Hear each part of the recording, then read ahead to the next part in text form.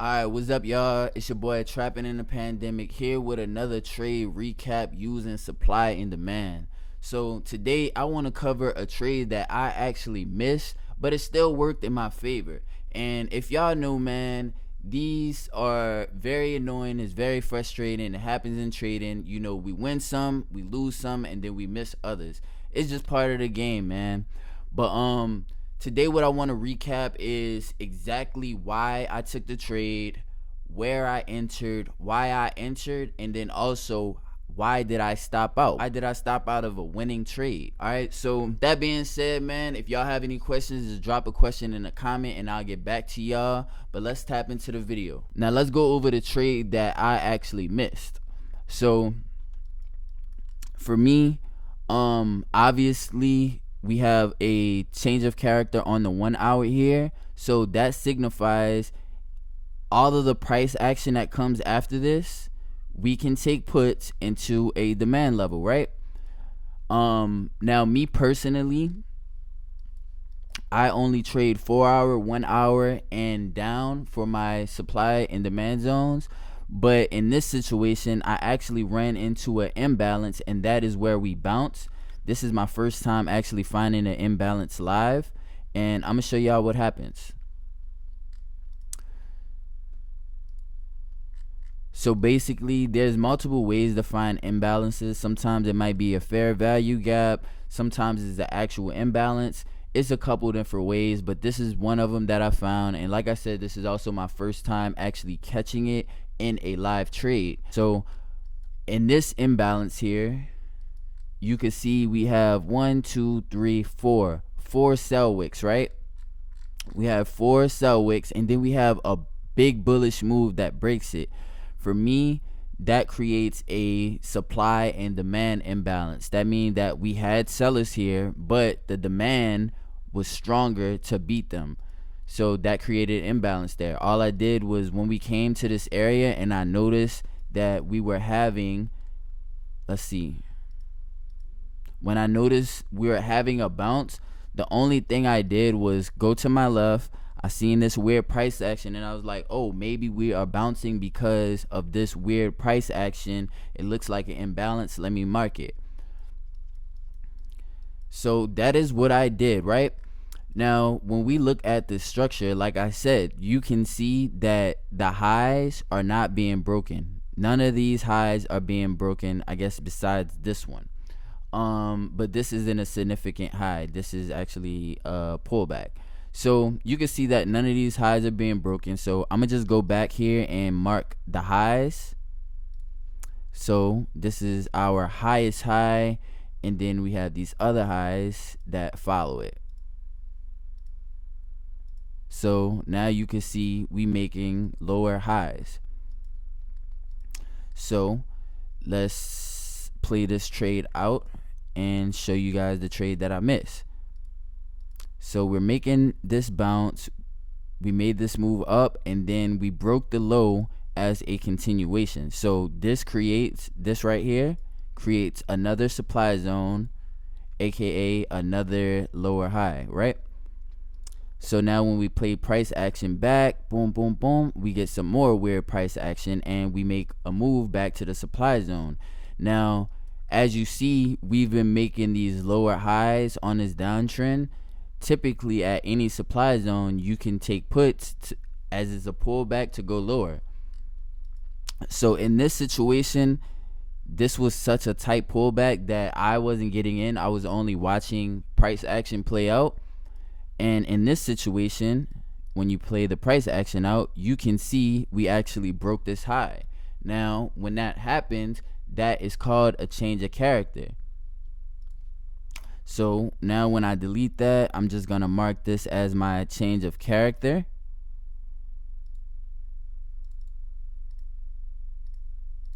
So now that is my change of character.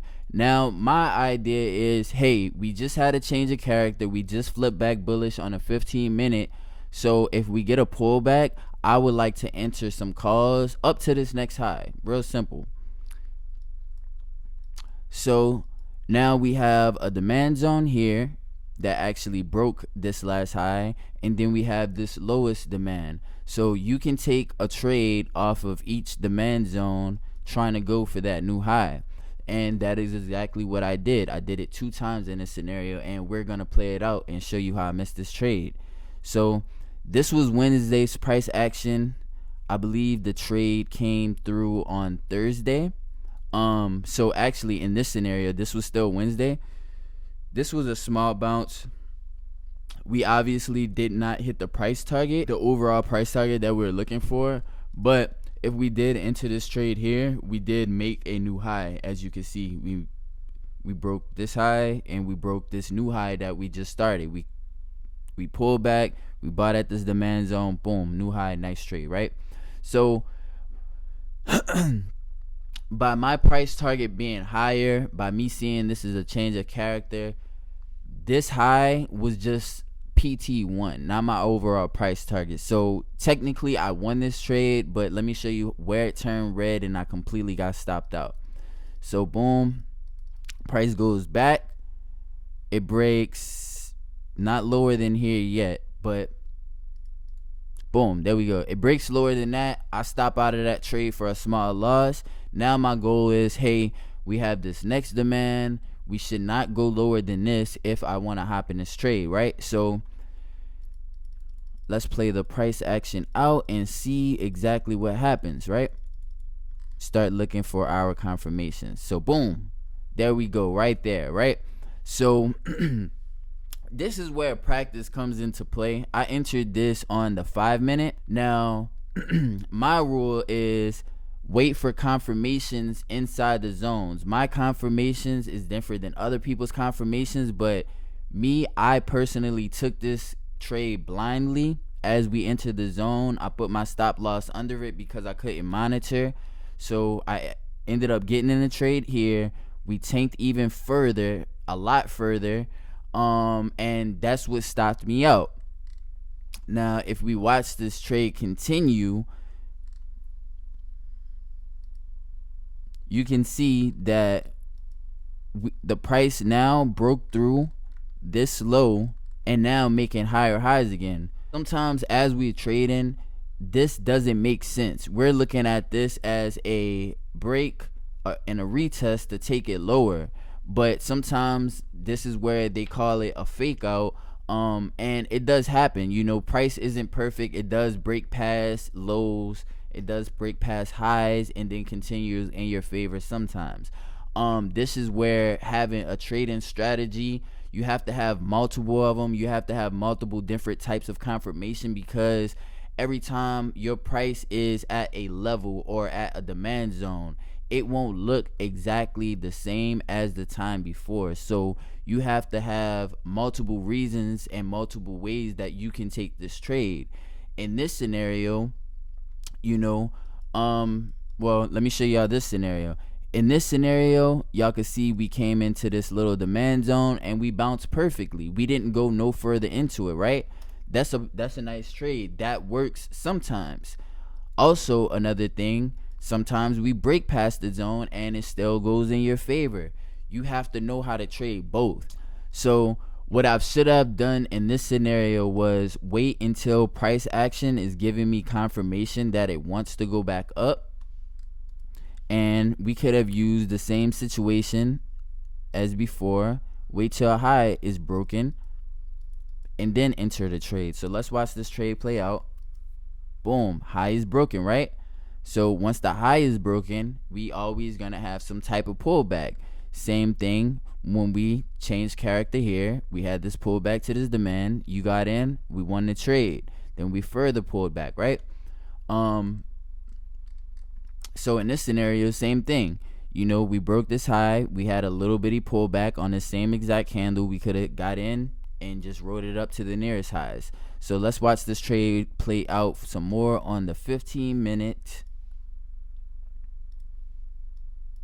There's another pullback where we could have entered. You seen that? Let's go down to the 5-minute and watch this again.